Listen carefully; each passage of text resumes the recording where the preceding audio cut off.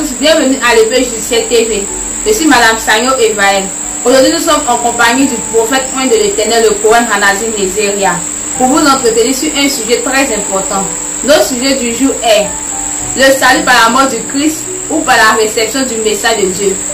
Alors, merci de nous suivre dans notre entretien. Shalom Cohen. Shalom, shalom. Bienvenue sur nos plateaux. Merci. Je suis heureux de vous recevoir sur ce plateau. Également, je suis très heureux d'être sur votre plateau, bien sûr. Sans plus tarder, nous allons passer à notre première question. D'accord. Comment l'être humain est sauvé? Oui. Est-ce par la mort du Christ? Une question très intéressante. Donc, est-ce que l'être humain est sauvé par la mort du Christ? Non. La réponse est clairement non. L'être humain n'est pas sauvé par la mort du Christ. Nous ne sommes pas sauvés par la mort de quelqu'un. Ça, c'est la première des choses à comprendre. Maintenant, que dites-vous de Jean 3, verset 16? Jean chapitre 3, le verset 16, qu'est-ce qu'il nous dit? Car Dieu a tant aimé le monde qu'il a donné son Fils unique, afin que quiconque croit en lui ne périsse point, mais qu'il ait la vie éternelle. Mais regardez dans ce verset, on n'a aucunement de trace concernant la mort.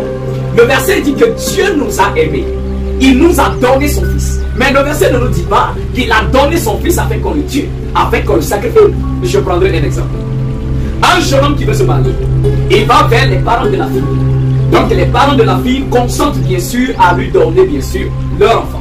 Donc le papa dit, ah mon fils, je t'aime bien, j'aime bien ton affaire, donc je te donne ma fille. Donc si ce papa donne sa fille, ma question pour vous, si le père donne sa fille, est-ce que ça signifie que ce jeune homme doit aller tuer la fille? Alors donc vous voyez que le fait que Dieu nous aime, il nous donne son Fils, il ne veut pas dire qu'on aille tuer le Fils. Mais plus pour qu'on puisse recevoir le Fils avec amour et joie, recevoir son message, et alors ainsi, nous entrons dans la volonté de l'Éternel.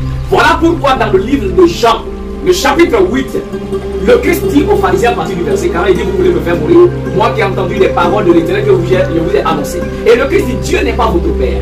Parce que si Dieu était votre Père, vous m'aimeriez. Si Dieu était votre Père, vous n'allez pas chercher à me faire mourir. Donc Jean 3,16 ne donne pas une notion de mort, une notion de sacrifice. Ce sont les chrétiens qui déforment le verset pour démontrer aux gens que Dieu aurait donné son propre Fils pour qu'il soit sacrifié. Donc ce qui est archi faux. Donc le verset ne nous parle pas de la mort? Absolument pas de la mort. Alors qu'on a interprété d'une autre façon que le verset ne nous parle de la mort. Non, mais ça c'est l'œuvre des chrétiens, c'est les chrétiens qui déterminent comme ça, qui expliquent que Dieu aurait sacrifié son propre Fils. Donc ce qui est d'abord faux. D'accord? Donc le Tout-Puissant n'a jamais donné son Fils afin que le Fils meure. Alors Cohen, oui. Comment l'être humain est sauvé alors? L'être humain est sauvé tout simplement par la réception du message qu'il reçoit de l'Éternel. Pas par la mort de quelqu'un. Jean le chapitre 17 à partir du verset 1, la parole dit, après avoir parlé ainsi, le Christ lève les yeux au ciel et dit, Père, l'heure est venue. Glorifie ton Fils afin que ton Fils te glorifie.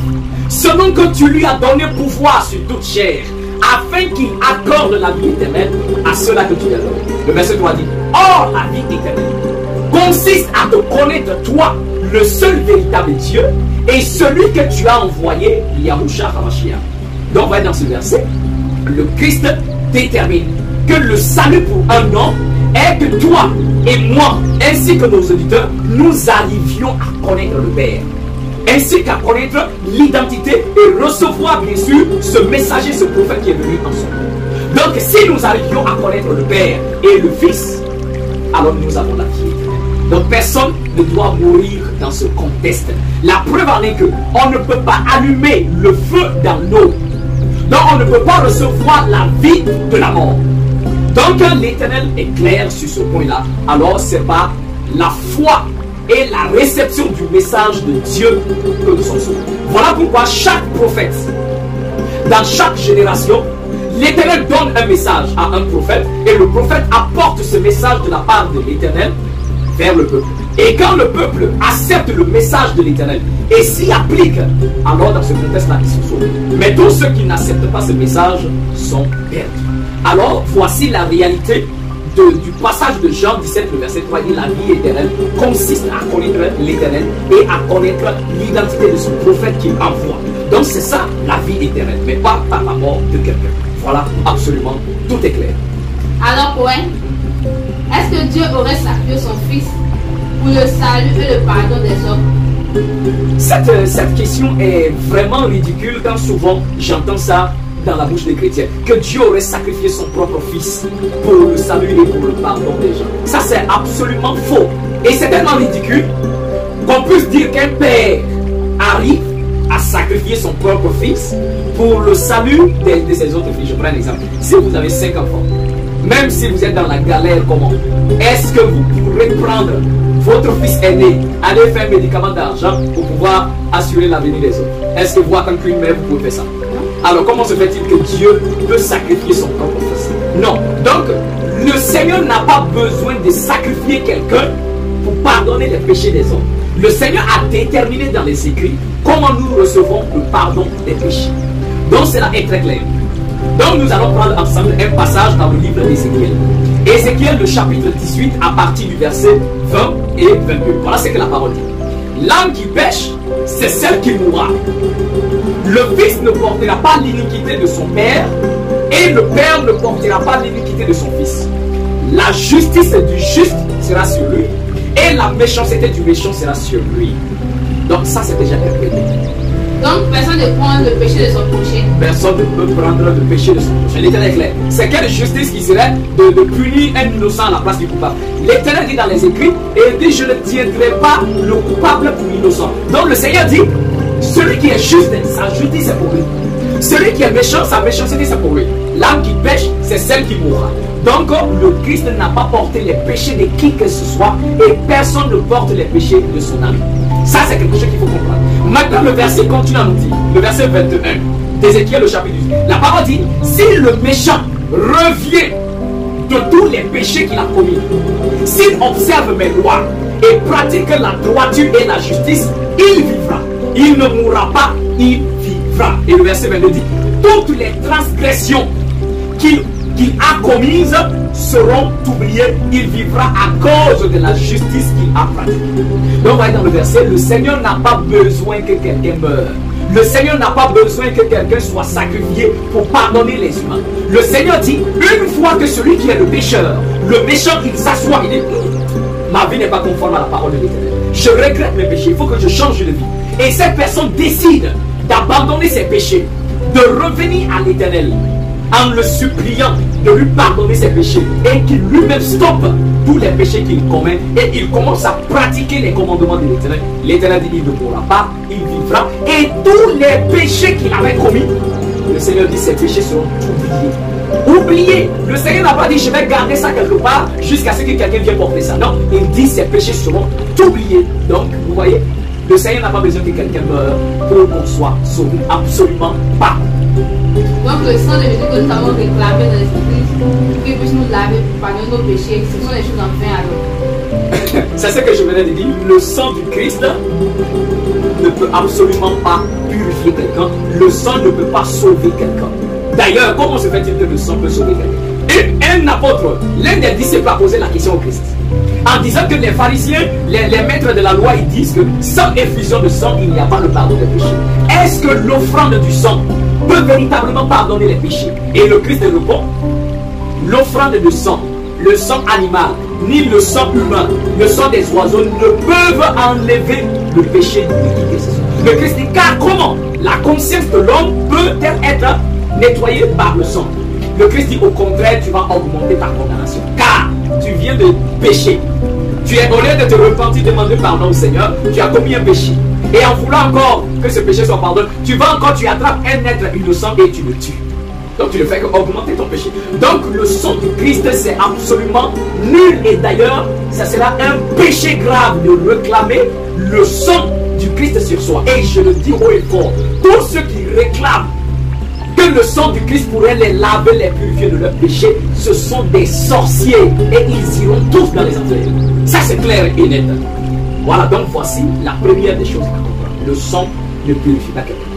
D'ailleurs, ceux qui ont tué le Christ et ceux-là qui se réjouissent de la mort du Fils de l'Éternel, ce sont des fils du diable. Et l'enfer est préparé pour ces personnes. Tout homme qui se réjouit de la mort du Christ périra en enfer. Ça, c'est quelque chose. Alors, je vais prendre même un autre passage pour nous aider à comprendre. Alors donc voici ce que je pouvais dire. Dieu n'a pas besoin que quelqu'un soit sacrifié. Il n'a pas besoin que quelqu'un meure pour qu'il pardonne nos péchés. Donc voilà ce que je peux dire sur ce sujet. Alors prophète, Oui. la mort du Christ était dans le plan de Dieu? La mort du Christ est dans le plan de Dieu. Mais c'est une question qui me fait rire. La mort du Christ ne peut jamais, en aucun cas, être dans le plan de Dieu. Et là, nous allons également lire dans les Écritures. Je prends un exemple. Et concernant même la mort du Christ, la Bible est tellement contradictoire là-dessus. Je prends un premier exemple. Est-ce que vous savez que dans la Bible, il est dit que la mort du Christ est même un péché? La mort du Christ ne fait pas partie du plan du Seigneur. La preuve en est que le Christ lui-même qualifie sa mort comme un péché. Ça, c'est la première des choses. Et le Christ qualifie sa mort comme l'œuvre du diable. Donc, la mort du Christ n'est pas la volonté de l'Éternel. Et la preuve en est que on amène le Christ devant Pilate. Et la parole nous dit dans Jean chapitre 19 à partir du verset 10, la parole dit, et Pilate lui dit, est-ce à moi que tu ne parles pas? Ne sais-tu pas que j'ai le pouvoir de te crucifier et que j'ai le pouvoir de te relâcher? Yahushua lui répondit, tu n'aurais aucun pouvoir sur moi s'il ne t'avait été donné d'en haut. C'est pourquoi celui qui me livre à toi commet un plus grand péché. C'est pas sûr. Le Christ dit à Pilate, la personne qui me livre à toi pour que tu puisses me tuer, cette personne a commis le plus grand des péchés. Alors, qui a livré le Christ dans ce cas? Concernant la personne qui a livré le Christ, on va chercher à déterminer. Mais dans les écrits, vous allez voir que même la Bible est contradictoire sur ce point. Donc, qui a livré le Christ? Parce qu'on va déterminer, le Christ dit, celui qui me livre à toi a commis le plus grand péché. Donc, nous devons chercher à déterminer qui a livré le Christ. Mais si tu demandes à un chrétien, ils ont deux langages. Eux-mêmes, ils sont contradictoires. D'un côté, ils vont dire que c'est Dieu qui a sacrifié son propre fils. Donc, Dieu a livré son fils pour nous. Et de l'autre côté, ils vont te dire que non, c'est Judas. Donc, mais on va les dire doucement. Donc, dans le livre de Romains, le chapitre 8, le verset 32, la parole dit, que dirons-nous donc à l'égard de ces choses? Si Dieu est pour nous, qui sera contre nous? Lui, c'est-à-dire Dieu, qui n'a point épargné son propre fils, mais l'a livré pour nous tous.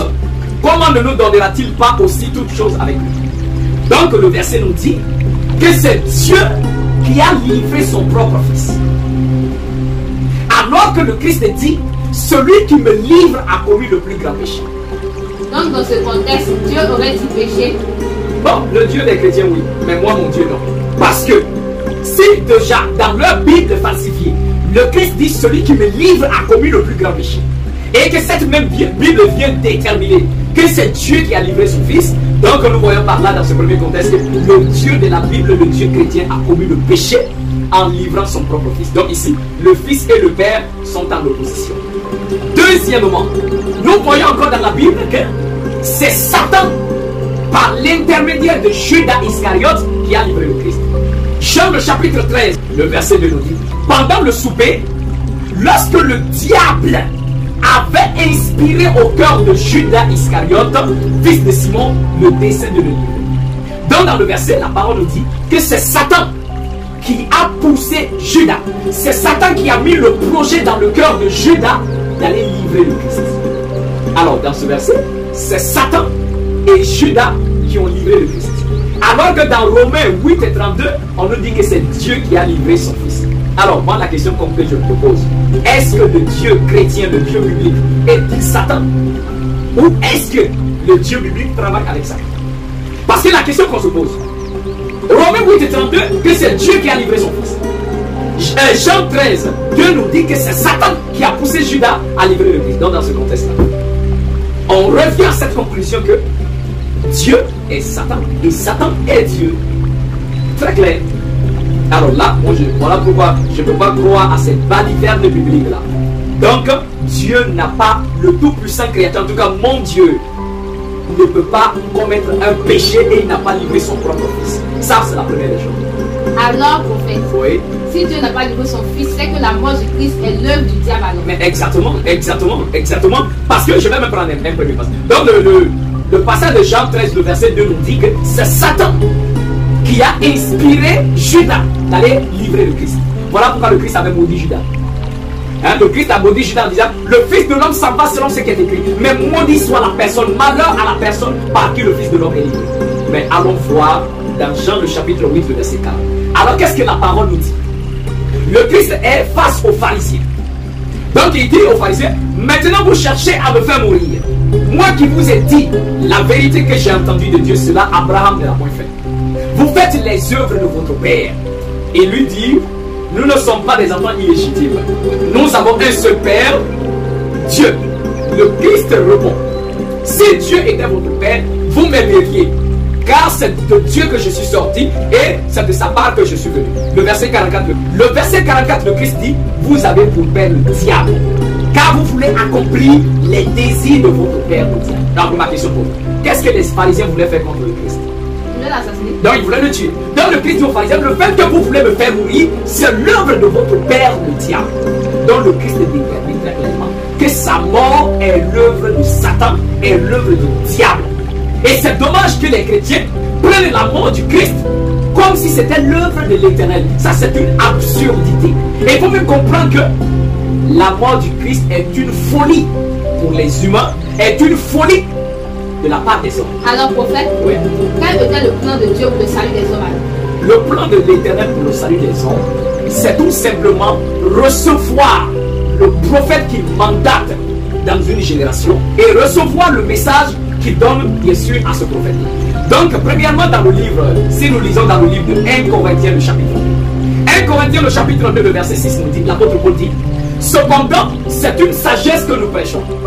La sagesse qui n'est point de ce siècle, ni des chefs de ce siècle qui vont être anéantis. Et nous prêchons la sagesse de Dieu, mystérieuse et cachée, que Dieu avait préparée pour notre gloire avant les siècles. Et le verset 8 il nous dit, la sagesse qu'aucun des chefs de ce monde n'a connue.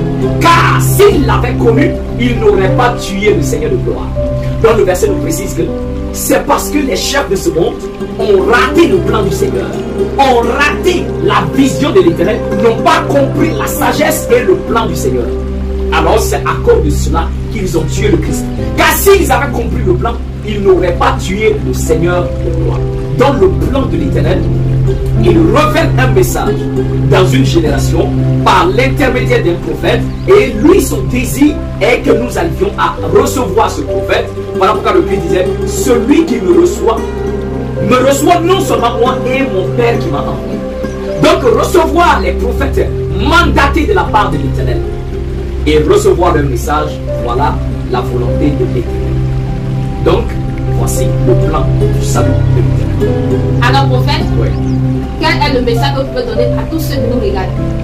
Le message que je peux donner est tout simplement qu'ils sortent des bêtises du christianisme ainsi que même de l'islam, mais qu'ils reviennent à l'Éternel, à sa vraie parole, à l'obéissance à ses commandements, et croire, également recevoir le message que le Tout-Puissant nous donne en tant que des humains. Car la parole que le Seigneur nous donne dans notre génération est la parole du salut.